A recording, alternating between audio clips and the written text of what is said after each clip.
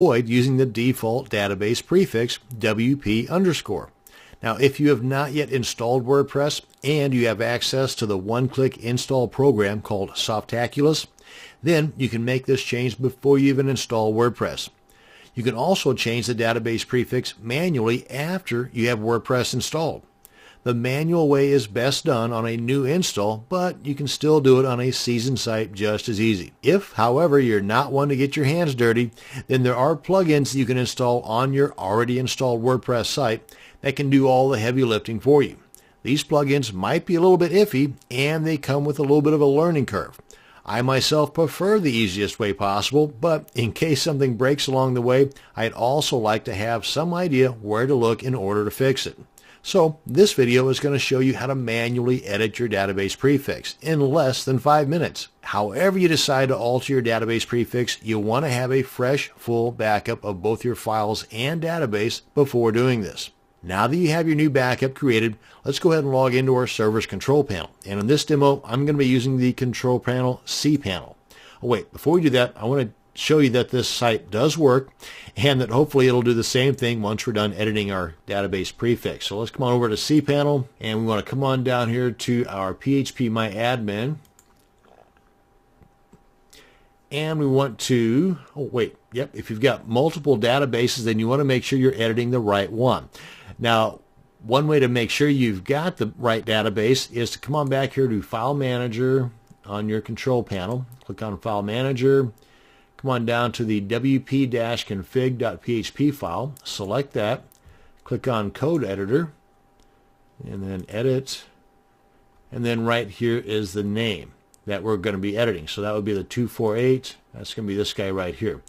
Now, I also want to mention that I'm going to go ahead and leave this guy open because once we change the name of our prefix on our database, we have to come back to our config file and change it here as well. Okay? So I'm going to go ahead and leave this guy open. Come on back here. Oh, and before we get things started, let me bring in my timer here just to show you it is going to be done in less than 5 minutes. Matter of fact, spoiler alert, I'm going to show you 2 different ways you can do this. So let's go ahead and click on this. Wait, let's start the timer first, make it official.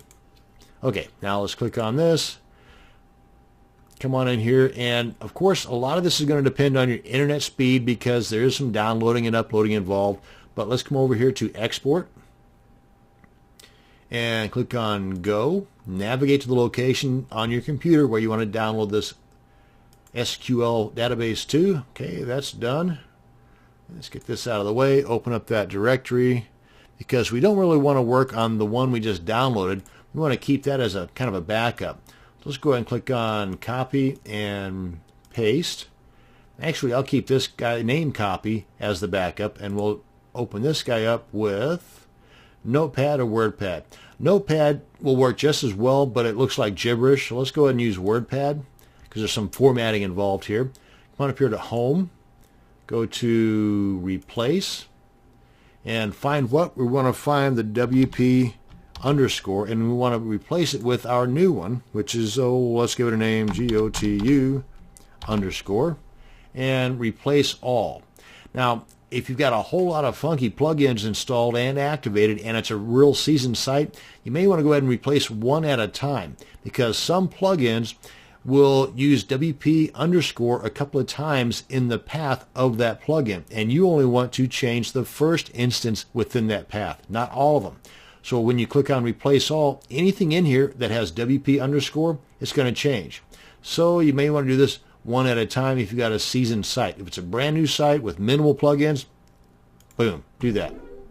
And we're done. Okay, now then let's go ahead and cancel this. Let's go ahead and make sure, let's go through here. Yeah, okay, so we got that one changed. So we've got that one changed, we got them all changed. Click on save, so we're good. Click out of here. We know that guy is still okay and intact, so let's go ahead and upload this back into our database. Get this out of the way. Come on back up here. And let's go ahead and select all of these guys here. Let's clean out our database right now because these are all still the WP underscores. And with all those selected, we want to drop them. Get them out of here. Click on yes. And they're gone. Now we want to come up here to import. Choose file. That's the guy right there. Come on down here, click on Go, and we're good. Click on Refresh just to make sure. Come on back here to our wp-config file. Change that to GOTU underscore. Come up here and click on Save, and that should be good. And come over here to our blog and refresh, and if it's not broke, then it's going to work. Cool. And we've got, what, 3 minutes? Okay, so we're good to go. Now, another way to do this, since I've got a little bit of time left, if you come on back over here, come on back up here, we can select all of these files, or tables rather. Come over here to With Selected, Replace Table Prefix. Click on that, and right here, go from GOTU underscore to